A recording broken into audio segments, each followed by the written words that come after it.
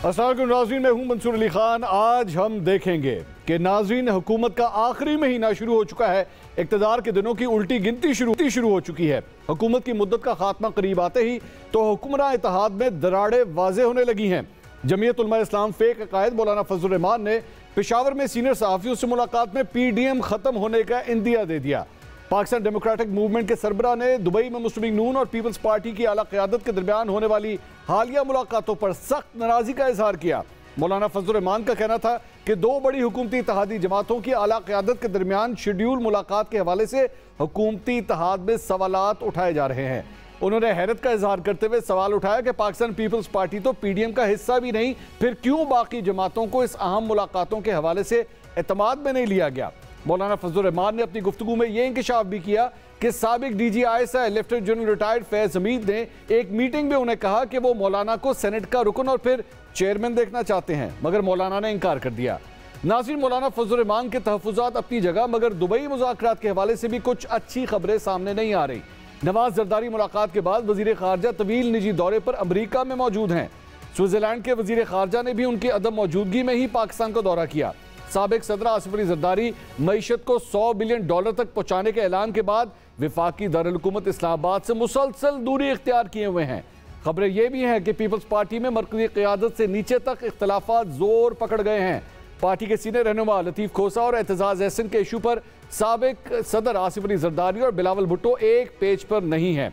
एक कौमी रोजनामे में शाये होने वाली खबर के मुताबिक आसिफ जरदारी पीपल्स पार्टी वस्ती पंजाब की क़यादत को लतीफ़ खोसा और एतजाज़ एहसन के खिलाफ मुबैना तौर पर सख्त मौक़िफ़ इख्तियार करने का कहते हैं तो बिलावल भुट्टो फ़ौरन उससे बाज रहने का हुक्म दे देते हैं। नाज़रीन, मुस्लिम लीग नून एक तरफ इत्तेहादियों को मनाने में मसरूफ़ है तो दूसरी तरफ मेरे कप्तान के दौर में ही मुस्लिम लीग नून के उस वक्त के एस्टैब्लिशमेंट से राब्तों का इंकशाफ हुआ है। वज़ीर दिफ़ा ख्वाजा आसिम ने हम न्यूज़ के प्रोग्राम पाकिस्तान टुनाइट में एतराफ़ किया कि 1 पेज बज़ाहिर सलामत था, लेकिन अंदरूना फट चुका था। अप्रैल 2019 में साल पूरा नहीं हुआ था और वो इनसे उकता चुके हुए थे जो लोग इनको लाए हुए थे इमरान खान को, और जिस किस्म की वो जबान इनके लिए इस्तेमाल कर रहे थे वो शायद ये भी उनके लिए नहीं इस्तेमाल करते। नाज़रीन, PDM में पड़ने वाली फूट, पीपल्स पार्टी में अंदरूनी दरार और मेरे कप्तान के सियासी मुस्तकबिल के हवाले से हम 8 सवाल पूछते हैं। सवाल नंबर 1, आर्मी चीफ के हवाले से क्या वजीर आजम शहबाज शरीफ को एक मुबहम और गैर वाज़ेह ट्वीट करना चाहिए था?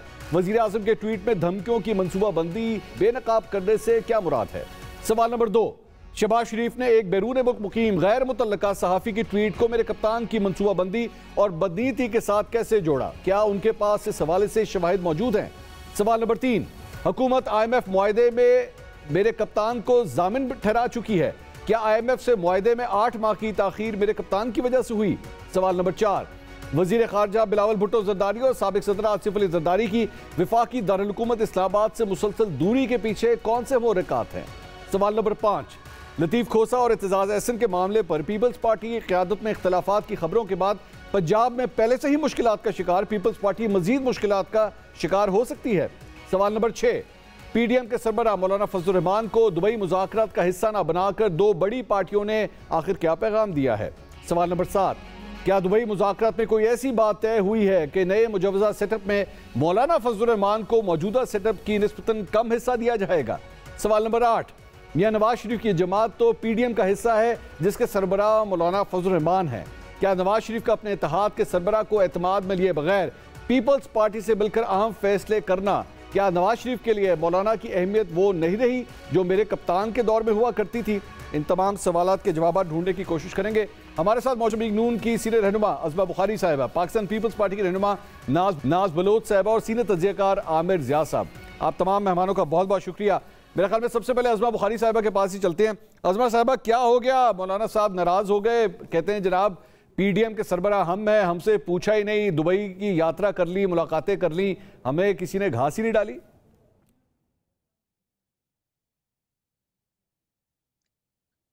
बहुत शुक्रिया मंसूर। नहीं, ऐसे नहीं है। देखिए, पहले तो मुलाकातों के हवाले से भी तमाम मीडिया रिपोर्ट्स ही हैं और जो पीपल्स पार्टी भी इस हवाले से जो है वो कह चुकी है कि निजी दौरा था आसिफ जरदारी साहब का, बिलावल का भी, और मियां साहब तो पहले से ही इस दौरे को जो है वो शेड्यूल करके गए थे और उनकी अपनी वहां पर पार्टी के साथ सियासी मुलाकातें जरूर मौजूद थी।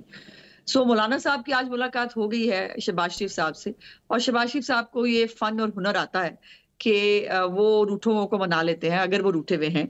अव्वल तो इसमें रूठे वाले होने वाली बात नहीं है, कोई ऐसा फैसला नहीं हुआ, कोई ऐसी सियासी मतलब हलचल वाली बात नहीं है, और अगर कोई ऐसी मीटिंग जो है वो रिकॉर्ड पर भी नहीं है, कम से कम पार्टी लेवल पर मेरे तो खुद के नॉलेज में भी ऐसी कोई मीटिंग नहीं है। मतलब यानी पाकिस्तान पीपल्स पार्टी और नून लीग की मुलाकात नहीं हुई है दुबई में, आप ये कह रही हैं? जी, मेरे नॉलेज में ऐसी कोई मुलाकात नहीं है, ना पार्टी की तरफ से इसकी कोई इतलात मौजूद है। सो इसलिए इसको लेकिन मौलाना साहब के पास कोई मीडिया इतलात थी या क्या इतलात थी, वो आज शहबाज शरीफ साहब ने उनके साथ मिलकर यकीनन तमाम जो बातें हैं मैं आपकी इजाजत से वो मेरी टीम पूछ रही है, हम आपकी तरफ से चला दें कि पाकिस्तान पीपल्स पार्टी और नून लीग की दुबई में कोई मुलाकात नहीं हुई है, चला देंगे? जी, मेरी बिल्कुल, देखिए मेरी नॉलेज में ऐसी कोई मुलाकात नहीं है, ना मेरी पार्टी ने ऑफिशियली ऐसी कोई मुलाकात की खबर जारी की है, पहली बात। दूसरी बात यह है कि शर्मिला फारूकी साहब मेरे साथ एक प्रोग्राम में तो कुछ दिन पहले मौजूद थी और उन्होंने भी कैटेगोरिकली इस बात को जो है वो अपनी पार्टी की तरफ से कहा कि उनकी पार्टी की भी कोई मुलाकात जो है वो हमारे साथ स्केड्यूल नहीं थी। सो मियां साहब दुबई में मौजूद थे और उनकी अपनी जो स्केड्यूल मुलाकात थी, ये नया एंगल आया है, बाकायदा जारी, ये नया एंगल आया है, ये पहले नहीं था कि हुई नहीं है ऐसी कोई मुलाकात, हम एक्सेप्ट ही नहीं करते। नहीं, ऐसा नहीं, देखिए मंसूर, ऐसा नहीं है। जो भी मुलाकात जो ऑन रिकॉर्ड मुलाकात होती है उसकी मुलाकात की खबर जारी होती है, पीपल्स पार्टी की तरफ से जारी होती, हमारी तरफ से जारी होती। सो ऐसी कोई खबर जो है वो कहीं पर आपने नहीं देखी। मीडिया रिपोर्ट्स हैं, अब मीडिया रिपोर्ट्स जो हैं उनको तो फिर अब कोई जारी करने से रोक नहीं सकता। लेकिन मियां साहब की देखिए जो मुलाकातें हुई हैं मुत्तहदा अरब इमारात के अंदर मुख्तलिफ लोगों से, कारोबारी लोगों से, अपनी पार्टी के लोगों से जो मुलाकातें हुई हैं उसको बाकायदा हमारा जो मीडिया ऑफिस है वो उसको शेयर करता रहा है। सो इसके अंदर और अगर हुई भी हो तो इसमें कोई इतनी चंबे वाली बात होनी नहीं चाहिए, बट ऐसी मुलाकात ऑन रिकॉर्ड कम से कम। नाज बलोच साहिबा, क्या आपकी भी यही राय है जो असमा बुखारी साहिबा फरमा रही है कि हमारी तो ऑन द रिकॉर्ड कोई मुलाकात ही नहीं है? कैसी sorry actually she used the word मेरी नॉलेज के मुताबिक। बिस्मिल्लाहिर्रहमानिर्रहीम। जी बिल्कुल, अज़मा दुरुस्त कह रही हैं कि कोई ऐसी ऑफिशियल स्टेटमेंट नहीं आई है किसी भी, ना हमारी पॉलिटिकल पार्टी की तरफ से ना PMLN की तरफ से। बहरहाल जो मीडिया के लोगों के से हम जो बातें तवस्सुत से सुन रहे हैं, जो बहुत सारी ऐसी बातें हैं जो क़यास आराई पे मबनी हैं, तो वो तो उस पर जितनी बात आप करना चाहते हैं आप भी बात कर लें, हम भी बात कर लेंगे मंसूर, लेकिन कोई ऑफिशियली कोई ऐसी चीज़ जो है ना कोई मुझे बड़ा अजीब लग रहा है। आप दोनों खवातीन मेरे लिए बड़ी काबिल एहतराम है, लेकिन सिरे से उस मीटिंग को ही डिनाई कर देना कि ऐसी कोई मीटिंग हुई नहीं है, ऑफिशियल मीटिंग ही नहीं हुई। देखिए पार्टी लीडरशिप निजी तौर पे जो है अपने निजी विज़िट पे, बिल्कुल जिस तरह अज़मा कह रही हैं, इस बात में कोई दो राय नहीं है कि निजी विज़िट निजी दौरा बिल्कुल रहा है, लेकिन उसमें अगर किसी कोई मुलाकात ऑफिशियल टॉप लेवल पे अगर कोई मुलाकात हुई हो तो कोई चीज़ ऐसी तो देखे ना, ऑफिशियली तो कोई चीज़ सामने आपको कोई ऑफिशियल आया हुआ होता, कोई ऐसी प्रेस रिलीज़ आई होती तो उस पर हम लोग बैठ कर डिस्कशन भी कर रहे होते, हम बात भी कर रहे होते। तो मुझे समझ नहीं आ रही कि ये 2-3 दिन से जो है ना बहुत ज़्यादा ज़ोर शोर से कोई और आप बात करें, कोई और चीज़ें डिस्कस करें, मुल्की मामलात के ऊपर आप सवाल पूछें, हम आपको जवाब देंगे। नहीं, मेरे लिए तो हैरानगी की बात है ना नाज साहिबा, मेरे लिए हैरानगी की बात इस वजह से है, मैं एक मिनट में बता रहा हूं, मेरे लिए इसलिए कि आखिरी महीना आप लोगों का शुरू हो गया है, आखिरी महीना आईनी तौर पे अब आप लोगों का शुरू हो गया है, और उससे पहले मतलब इस किस्म की दरार आना, आपकी अपनी पार्टी के अंदर बड़ी दरारें हैं इस वक्त, इख्तियार हसन साहब के हवाले से, लतीफ खोसा साहब के हवाले से। बता दूं मंसूर, पहली बात तो मैं आपको ये बता दूं कि देखें PDM ऑलरेडी पार्लियामेंट में मौजूद है। पार्लियामेंट के अंदर रोज़ाना जब भी सेशन होता है, सेशन नहीं भी होता तो मुलाकातें तो हो रही होती हैं। तो अगर मुलाकातों के ऊपर हम बैठकर कोई चहमगोई करें तो मुझे समझ नहीं आ रही कि उसकी कोई वजह क्या होगी। देखिए ये तो मौलाना साहब को बताइए ना, ये तो मौलाना साहब ने किया है, मेरा तो कोई कसूर नहीं है। अच्छा, नहीं तो वो देखिए, अगर देखिए ना, अब आप कह रहे थे अभी आपके इंट्रो में मैंने सुना कि जी कैपिटल से दूर हैं, और देखिए बिलावल भुट्टो साहब वज़ीर ख़ारजा हैं, उनकी मसरूफियात जो है वो बहुत जो है ज़्यादा मसरूफियात हैं। आपको पता है कि जिस तरह इंटरनेशनली एक आइसोलेशन में धकेला गया था हुकूमत, पिछले 3.5 साल की हुकूमत ने जो इंटरनेशनल आइसोलेशन में धकेला था मुल्क को, उससे बाहर निकालने के लिए तेज़ी से 1 साल में जिस कदर काम हुआ है, चाहे वो CPEC के हवाले से आप उठा के देख लें, चाहे हालिया जापान के विजिट में आप उठा के देख लें, चाहे रशिया से ट्रेड हम करें, तो ये PDM और हुकूमत की और मुत्तफिका तौर पे जो काविश है, जो कोशिशें हैं वो नजर आ रही हैं। PTI ने तो 3.5 साल मैं आगे आपका जवाब आगे मैं समझ गया, मैं बिल्कुल समझ गया। आप दोनों का पॉइंट बिल्कुल एक जैसा है, बिल्कुल आप सही फरमा रही हैं। अभी आपने एक और मंसूर बात की, अभी आप बार बार जिक्र कर रहे थे टूट फूट का शिकार। मैं आपको वाज़े तौर पे ये बता दूं कि पीपल्स पार्टी किसी भी टूट फूट का कोई शिकार नहीं है। पीपल्स पार्टी मुत्तहिद है, और आप ये पार्लियामेंट के अंदर एतजाज एहसन साहब, लतीफ खोसा साहब पाकिस्तान पीपल्स पार्टी में है, उनके रुकन है, मुझे क्लियर कर दीजिए। देखिए देखिए आप बिल्कुल, एतजाज अहसन साहब एक सीनियर जो है वो पॉलिटिशियन है, पीपल्स पार्टी के साथ उनकी सारी जिंदगी वाबस्तगी रही है।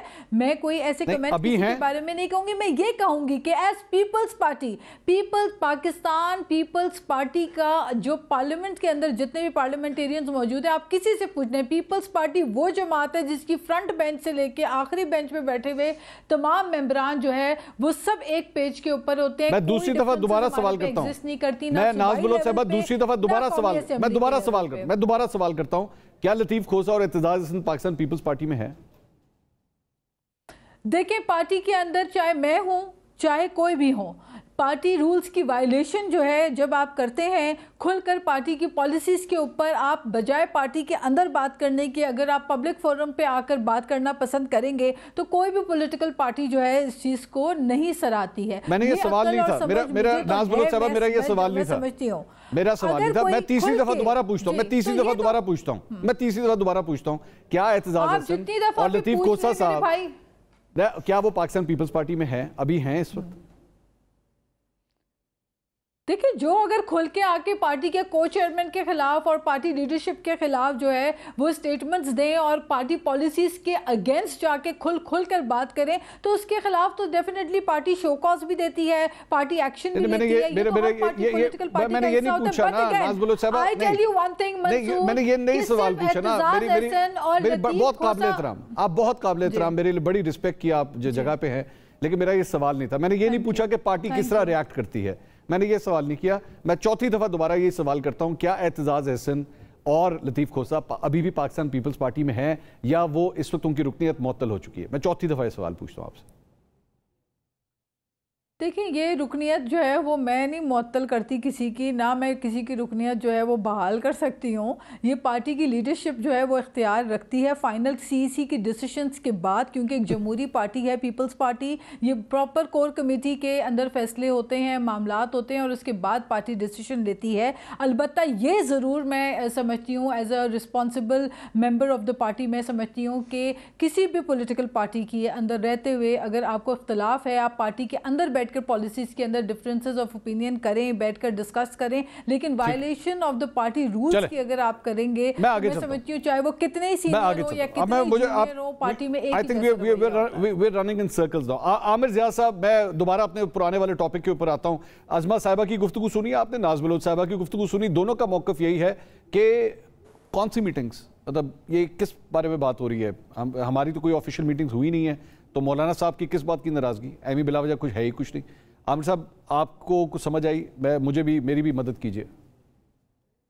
मंसूर साहब, एक मिसरा मेरे जहन में गर्दिश कर रहा है जब से मैंने ये दोनों कहते हैं ना पीपल्स पार्टी और PMLN का मौक़िफ़ सुना कि जाने ना जाने गुल ही ना जाने बाग तो सारा जाने हैं, तो यही कह सकते हैं इसके ऊपर कि मतलब पूरी दुनिया को पता है। बात ये होती है कि जो भी इत्तेहाद होते हैं पाकिस्तान में, अगर आप तारीख़ी एतबार से देखें, MRD के दौर से मैं देख रहा हूँ, फिर ARD बनी और दीगर इत्तेहाद बने, उसमें बड़ी पोलिटिकल पार्टीज़ के मफादात मुख्तलिफ होते हैं और छोटी सियासी जमातों के मुख्तलिफ होते हैं। अच्छा, कोई छोटी जमात ये नहीं कहते हैं जबर कर सकती बड़ी सियासी जमातों पे कि वो अपने फैसले खुद ना करे, क्योंकि उनका जो स्कोप है ऑपरेट करने का वो बहुत ही मुख्तलिफ होता है। तो पहली बात हुई कि मौलाना की जो शिकायत है मैं उसको मतलब है वो बिला वजह की है और उसको उनको मना भी लिया जाएगा। उनको यही अंदेशा होगा कि अच्छा, मानने की सलाहियत बहुत अच्छी है, क्या हिस्सा होगा। हाँ मैं वही कह रहा हूँ, उनका छोटे मोटे मसले होते हैं कि कश्मीर कमेटी का चेयरमैन बना दें, भाई को ये कर दें, बेटे को ये चीज़ उनको ओहदा दे दें, तो उनके 2-4 किस्म के मसाइल होंगे जो मैं आमिर साहब, अब मैं कथा कलामी की माजरत, वैसे मेरा ये सवाल आपने लीड मुझे उसी तरफ कर दिया। मैं आपसे ये पूछने लगा था सर, ये आखिरी महीना शुरू हो गया है, हम लोग अक्सर इस्लामाबाद के अंदर बैठ के ये डिस्कस करते रहते हैं कि ये जो अगला इलेक्शन होगा, जो कुछ मेरे कप्तान के साथ हो रहा है या उनकी जमात के साथ हो रहा है इस वक्त, हम लोग बार बार ये सवाल करते हैं ये अगली दफा अगले इलेक्शन में ऑपोजिशन कौन होगा।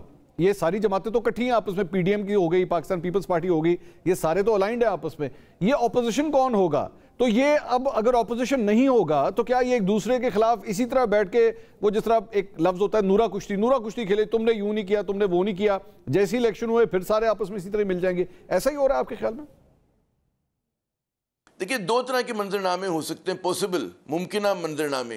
पहला तो ये होता है कि पीटीआई के हाथ पैर इस हद तक बांध दिए जाएं कि उसका इलेक्शन में आना या तो बहुत मुश्किल हो जाए या टोकन अलामती तौर पर वो आएँ, ठीक है ना।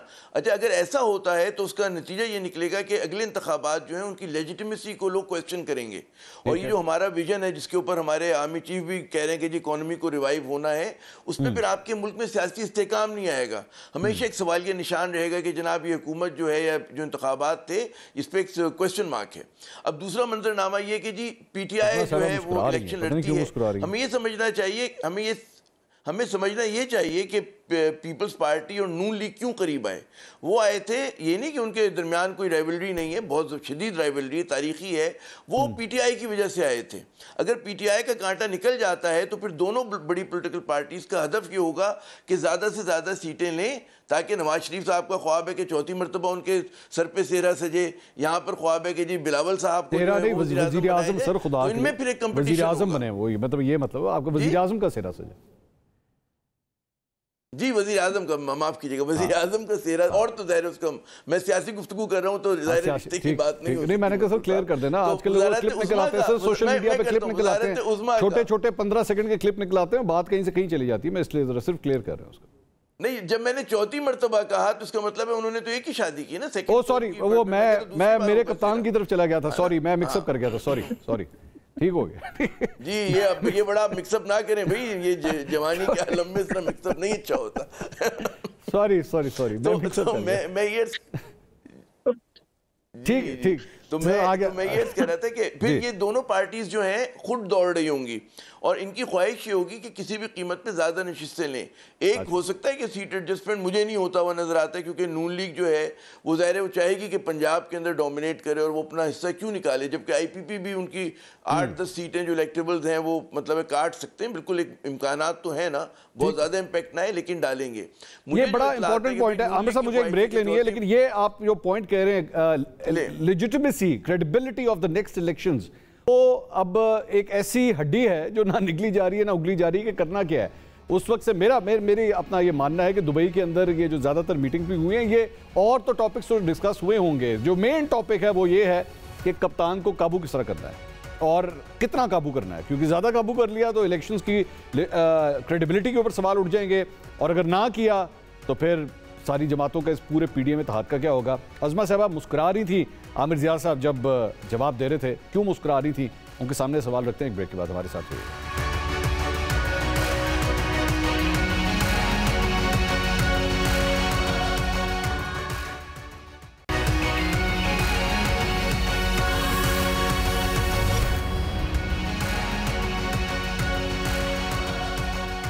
Welcome back after the break से पहले बात हो रही थी अगले इलेक्शंस के लिए करना क्या है, काबू किस तरह करना है मेरे कप्तान को, इस हवाले से क्या प्लान है इस हुकूमती इत्तेहाद का।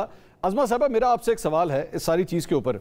आज खबर आई कि जी चौधरी शुजात साहब दोबारा गए हैं परवेज़ इलाही साहब को मनाने के लिए, कहानी नहीं बनी, गालबन तीसरी चौथी मुलाकात हो चुकी है, नहीं मान रहे, वो भी नहीं मान रहे, मोनस इलाही भी नहीं मान रहे। मेरे कप्तान के ऊपर जमानतों की बारिशें हो रही हैं, आप लोग देखना चाहते हैं उनको सलाखों के पीछे, नहीं हो रहा, कोई गिरफ्तारी नहीं हुई, ईद के बाद बड़ी खबरें थी गिरफ्तारी हो जाएगी, कुछ नहीं हो रहा है, ऐसा कुछ नहीं है।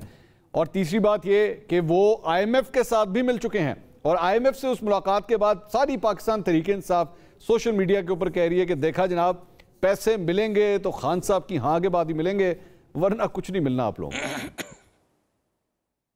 देखिए मंसूर, बहुत सारी बातें आपने कर दी। पहले तो मैं वो इत्तेहाद के बारे में जो बात हो रही थी, हमारा हुकूमती इत्तेहाद है, सियासी इत्तेहाद नहीं है। इस बात को प्लीज समझने की कोशिश कीजिए। और हुकूमती इत्तेहाद हुकूमत तक है, उसके बाद सियासी इत्तेहाद की बारी आती है। और फिलहाल कोई सियासी इत्तेहाद जो है वो कम से कम मुझे तो कार्ड्स पे अभी नजर नहीं आ रहा, चूंकि PMLN के पास जो है वो जगह ही नहीं है कि वो बहुत बड़े बड़े इत्तेहादों के अंदर जो है वो शामिल हो जाए। सो इस बात को प्लीज जो है वो, और 4 हफ्ते जो है वो बाकी रह गए हैं, वो काउंटडाउन आपने दुरुस्त कहा कि शुरू हो गया है। सो हर एक ने जो है वो अपने जो है लोगों के पास जाना है और वोट मांगना है, और जिस अवाम इलेक्ट करेंगे उसका, बिलावल साहब का भी, उनकी पार्टी का जो है वो हक है कि वो उनको वजीर आजम बनाने के बारे में सोचें। हमारी भी राय है कि हम नवाज शरीफ साहब को दोबारा वजीर आजम बना के लाना चाहते हैं, और इसलिए भी कि जो उनके साथ हुआ, अब उसकी मुख्तलिफ जगहों से, मुख्तलिफ कॉर्नर से जो गवाहियां आ रही हैं, ये इसको मुकाफाते अमल कहते हैं। और गवाही वही है जो दुश्मन की साइड से है। जनरल बाजवा भी बता चुके हैं, इमरान खान भी बता चुके हैं कि नवाज शरीफ साहब को निकालने के लिए एस्टेब्लिशमेंट ने जो है वो सारा जाल फैलाया था। और बाकी जो इनके वज़रा कराम थे वो तो पहले जब हुकूमत में थे तब भी कह रहे थे कि अगर नवाज शरीफ जो है वो बात मान लेता तो चौथी दफा वजीर आजम होता है, नवाज शरीफ जो है वो उसके साथ 3-4 लोग ना होते तो वजीर आजम होता। तो ये बातें अपनी जगह पर स्टैंड करती हैं। जहां तक अब आपके सवाल की बात है, देखिए बात यह है कि इमरान खान वो फितना है और वो फसाद है इस मुल्क का कि जिसको काबू किए बगैर पाकिस्तान आगे नहीं बढ़ सकता। और मैं, बड़ी कंसिडर्ड ओपिनियन है मेरी इस हवाले से। डिफाइन काबू, ये जब तक जी, डिवाइन काबू यकीनन, अगर हुकूमत के काबू करने की बात होती तो हुकूमतें जब काबू करने पे आती हैं तो वो साल पहले काबू आ गए होते। अब वो अपनी हरकतों से, अपने मामलात से जो है वो यहाँ तक पहुंचे। अब 9 मई उनसे किसी ने कराया तो नहीं है ना, 9 मई उन्होंने खुद किया है। 9 मई की तैयारी 1 साल वो खुद करते रहे, जब वो मुख्तलिफ नैरेटिव बनाते रहे, इनको छोड़ेंगे नहीं, डर्टी हैरी और ये गद्दार हैं और चौकीदार जो हैं उनके साथ ये होना चाहिए, वो होना चाहिए, चौकीदार डाका डाले तो क्या होना चाहिए। तो ये तमाम चीजें जो है इमरान खान साहब खुद करते रहे। 9 मई उन्होंने खुद कराया, उनके लोग। आप लोगों ने अगली इलेक्शन कैंपेन, अज़मा साहिबा, आप लोगों ने अगली इलेक्शन कैंपेन जो है वो इमरान खान को ही बुरा भला कहते हुए आपने चलानी है, या आपकी नजर में और भी कोई ऑपोजिशन है उसके अलावा? इमरान खान इज इररेलेवेंट, उसकी रेलेवेंस नहीं है। इमरान खान ने अब मुकाफाते अमल भी भुगतना है और कानून का भी सामना करना है। पंजाब में सबसे बड़ी ऑपोजिशन कौन होगी आपकी? मैं बात कर लूं। इमरान खान को कब तक अदालतें शामिल तफ्तीश होने से रोक सकेंगी? कब तक वो जो है वो स्टे देती रहेंगी कि उसको अलकादर ट्रस्ट वाले केस में भी ना पूछो, उसको जो है तोशा खाना में भी ना पूछो, उसको जो है वो जुडिशियल कॉम्प्लेक्स पे हमला करने पे भी ना पूछो, उसके तमाम चीजों के उसके रिमांड तोड़ कर जो है उसको थोक के हिसाब से जमानतें दी जाए? ये कब तक हो पाएगा? ये ज्यादा लंबा नहीं चल सकता। पिछले 1.5 साल से इमरान खान साहब जो है वो कानून का मजाक उड़ा रहे हैं। वो अब बड़ी मुश्किल से उनको जो है वो अब वो शामिल तफ्तीश होना थोड़ा शुरू हुए हैं। लेकिन जो इमरान खान साहब के ऊपर मामलात हैं वो हमारे क्रिएट किए हुए नहीं है। अगर मंसूर साहब इमरान खान के ऊपर पनामा की जो है वो केस बनाकर अकामा निकालकर उसको नाअहल कर दिया जाए, मैं सबसे पहले उसकी मुखालफत करूंगी। अगर इमरान खान साहब को किसी ख्याली तनख्वाह के ऊपर जो है वो कानून की डेफिनेशन से नहीं, एक डिक्शनरी की डेफिनेशन से जो है वो नाअहल कर दिया जाए। अच्छा चले, आपने बड़ी, अज़मा साहिबा, फिर आपने बड़ी अच्छी बात की। मुझे ना यहाँ पे एक क्वेश्चन जरा ज़हन में आ गया। आपके ख्याल में कोयटा के अंदर वो जो वकील का कत्ल है, क्या इमरान खान साहब के ऊपर जो इस तरह मुकदमा बना है वो ठीक बना?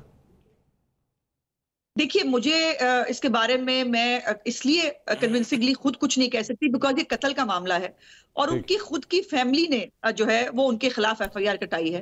और ये भी तो एक फैक्ट है ना मंसूर साहब कि वो अगले दिन, जिस दिन वो शहीद हुए हैं, अगले दिन उनकी वही जो आर्टिकल 6 की पिटीशन है वो कोर्ट में लगी हुई थी। और उनकी फैमिली, अगर देखिए उनकी फैमिली का, इमरान खान जो है उनको फेनाइल की गोलियां लगे, वो कहे मेरे पास 4 तरफ से गोलियां चल रही थी और मेरे कपड़ों में से गोलियां निकल गई। अगर वो गोलियां जो है उसके ऊपर वो पूरे पाकिस्तान को, वजीर आजम को, वजीर दाखिला को और बाकी इदारे के जो अफसरान है उनको वो FIR कटाना चाहते हैं, तो एक आदमी जो मर्डर हुआ है उसकी फैमिली अगर अपने जो है वो FIR कटाना चाहे तो उस पर अमल माने नहीं। अगर इमरान खान जो है वो उसके अंदर जो है वो इन्वॉल्व नहीं होंगे, वो बरी हो जाएंगे।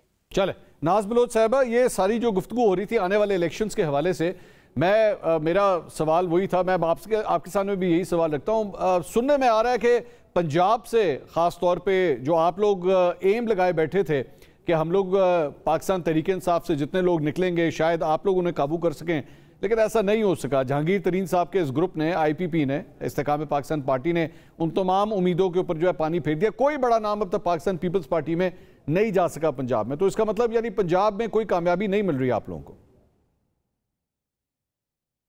देखिए मंसूर, इलेक्शंस की जब गहमा गहमी होती है तो आपको पता है कि आखिरी वक्त तक बहुत सारी सियासी जो है वो तब्दीलियां आती हैं और लोग अपने फ़ैसले करते हैं और लास्ट मोमेंट तक लोग अपने सियासी फ़ैसले करते हैं, तो वो तो एक अलग बात है।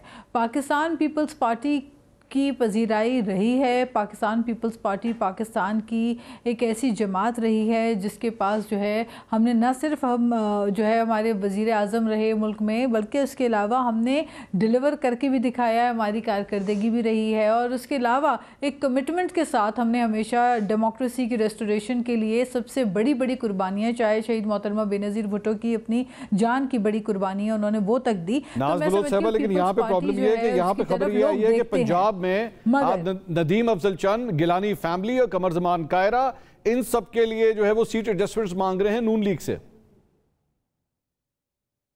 देखिए सियासी तौर पे पहली बात तो यह है कि गिलानी साहब जो है वो खुद उनके साहबजादे जो है वो जीत कर इस वक्त पार्लियामेंट में मौजूद हैं, तो ये तो उनकी अपनी पॉपुलैरिटी का ग्राफ जो है वो तो आपके सामने नज़र आ रहा है किस तरह से बाई इलेक्शंस में जो है पीपल्स पार्टी जीतती रही है सीटें। और फिर अगर आप ओवरऑल अगर सिनेरियो उठा के देख लें तो कराची में जहाँ PTI के जो है वो 12 से 14 MNAs थे, वहाँ पर उनको मुँह की खानी पड़ी और कराची में आपने देखा कि मेयर कराची एक जियाला बना। ये कामयाबी की नवीद है from Karachi to Balochistan, from Sindh to Balochistan to Punjab. अल्हम्दुलिल्लाह, अल्हम्दुलिल्लाह क्यों ना हो, क्योंकि आप देखें डिस्ट्रिक्ट कराची से जो लोग वाकिफ़ हैं वो जानते हैं कि डिस्ट्रिक्ट केमाड़ी से हमारे पास कौमी असम्बली की नशस्त हैं, हमारे पास मलीर से कौमी असम्बली की नशस्त हैं, हमारे पास डिस्ट्रिक्ट साउथ से नशस्तें मौजूद हैं, हमारे पास डिस्ट्रिक्ट वेस्ट से नशस्तें मौजूद हैं। जब हमारे पास कराची के हर डिस्ट्रिक्ट से हमारे पास कौमी असम्बली और सूबाई असम्बली के मेंबरान हैं, तो फिर तो हमारा मेयर आना समझ में आता है। जिनके पास एक सीट ना हो वो कहें कि उनका मेयर होना चाहिए,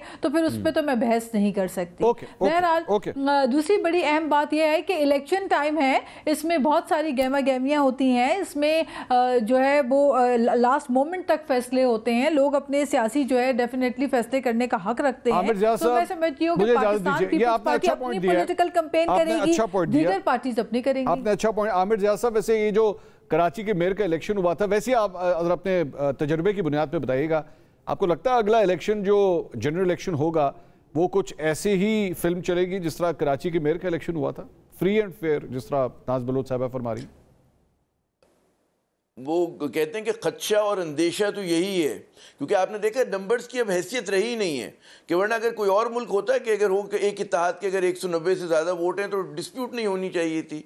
गिलगित बल्तिस्तान में अगर कोई पार्टी का एक फ़र्ज़ करें वज़ीर आज़म हट गया तो उसी पार्टी का दूसरा वज़ीर आज़म आना चाहिए, कोई बहस नहीं होनी चाहिए। कश्मीर में इसी तरह है। तो इसका मतलब ये कि हमारे यहाँ जो है सिस्टम बड़ा फ्लॉड है और वो ये कहते हैं ना कि इस तरह से नहीं चल रहा है जो वाकई जमहूरी भी हो और उसमें दयानत भी हो और उसके अंदर शफाफियत भी हो। तो वो हमारे यहाँ, और हमारे यहाँ सिर्फ इलेक्शन डे की रिगिंग की बात कैसी जबरदस्त शफाफियत है आमिर साहब, आपने देखा नहीं आज सलमान शहबाज साहब बरी हो गए, बरी लौटने का केस, कैसी शफाफियत हुई? आप शफाफियत नहीं देख रहे? आप मैं जी माशाल्लाह माशाल्लाह, आप देखिए ना कि हमारी एक तो मतलब पार्लियामेंट को मुबारकबाद देना चाहिए कि उन्होंने जिस तरह की कानून साजी की है, ठीक है ना, और वो लगता है कि फैसिलिटेट करने के लिए की गई है, लोगों को सोच के कि जनाब जो एक्यूज्ड है उसको किस तरह से निकाला जाए, बचाया जाए, और जो कन्विक्टेड लोग हैं उनको कैसे जो उनकी सजा में कमी लाई जाए। तो हमारे यहाँ तो फिर जब अगर हुकूमत आपकी हो तो फिर ना तहकीकात होती हैं ना प्रोसिक्यूशन अपना काम करती है, तो यही कुछ होता है जो हो रहा है। तो या तो जी आप आमिर साहब बात कंप्लीट कीजिए। जी तो मैं यही अर्ज कर रहा था कि ये पूरे सिस्टम पे सवालिया निशान है। इसलिए सवालिया निशान है कि आप सोचें, एक दो महीने की बात नहीं कर रहा, बरसा बरस तक ये कहा गया कि जनाब ये फला जो केसेस हैं ये बहुत ही open and shut cases. Aamir साहब सॉरी मैं आपकी बात काट रहा हूं, मुझे पता है उस्मान साहब ये कहना चाहेंगे, मैं पहले आपके सामने सवाल रख देता हूं। वो सलमान शहबाज कह रहे हैं देखिए 7 साल 7 साल जो है वो मैंने कोर्टों के चक्कर लगाए और उसके बाद मैं सुरखरू हुआ हूं उसके अंदर। मैं वही तो हैरान हूं। देखिए ना कि जो ये ठीक है कोर्ट ने जो भी फैसला किया हम उस पर कमेंट नहीं कर रहे। बात ये होती है कि एक ज़माने में हमारी इस्टेब्लिशमेंट, अच्छा इस्टेब्लिशमेंट को मैं कंटिन्यूटी में देखता हूँ, ये नहीं होता कि नई इस्टेब्लिशमेंट पुरानी इस्टेब्लिशमेंट। वो इस्टेब्लिशमेंट हमारे इदारे जो थे तहकीकाती इदारे, वो ये कहा करते थे कि जी इतनी बोरियां भर के करप्शन है। अब वो क्या हो गया वो करप्शन का केस, ये बड़ा एक मतलब है सवाल है। और मतलब है कि आप याद करें, अगर मैं 1999 से बात करूं जब मुशर्रफ साहब का कू हुआ था, तो जो बच्चा 1 बरस का था वो माशाल्लाह अब 24 बरस का है। और उस वक्त से लेकर अब तक एक सस्टेन्ड कैंपेन रही है ना। अच्छा लोगों के दीन ईमान का हिस्सा बन गया है बहुत सारे लोगों का, पाकिस्तानियों की बात मैं कर रहा हूँ। परसेप्शन की अगर हम बात करें तो बड़ी एक तरह का मैं समझता हूँ कि इस वक्त इस मुल्क में कहते हैं ना कि जिस तरह से कोशर हलाल करार दिया जा रहा है उन लोगों को जिनके बारे में कल तक था कि जी इनसे ज़्यादा बड़ा बदनुमान कोई नहीं। अज़मा साहिबा इस वक्त she wants to answer this. I know she wants to answer this. और वो ज़ब्त नहीं हो रहा, लेकिन ज़ब्त करना पड़ेगा। मुझे उम्मीद है कि मुस्कुरा के जवाब नहीं, मुस्कुरा के वो ये you have to give her this credit कि वो हर जवाब में मुस्कुरा के दे रही है, बड़े अच्छे स्माइल के साथ जो है वो ये जवाब देना चाह रही है। लेकिन मुझे एक ब्रेक लेनी पड़ेगी। ब्रेक के बाद हम अज़मा साहिबा को सुनेंगे, इनकी मुस्कुराहट के आखिर कितना गुस्सा है ये जानते हैं। एक ब्रेक के बाद हमारे साथ रहिए।